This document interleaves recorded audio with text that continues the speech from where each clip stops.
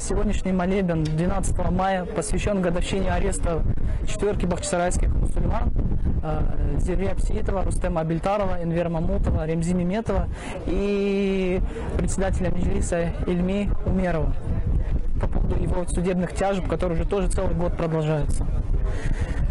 Местом для проведения молебна мы выбрали мечеть, центральную мечеть в 6-м микрорайоне в городе Бахчисарай, поскольку это центр мусульман, это место, где мусульмане собираются для того, чтобы делать дуа и обращаться с мольбами к Всевышнему Аллаху. Как раз так получилось, что сегодня пятница, а пятница у мусульман это особый день, когда днем проводится коллективная молитва. Именно после коллективного джума намаза мы решили провести этот молебен и попросили Аллаха о скорейшем возвращении наших родителей, наших братьев целыми, невредимыми.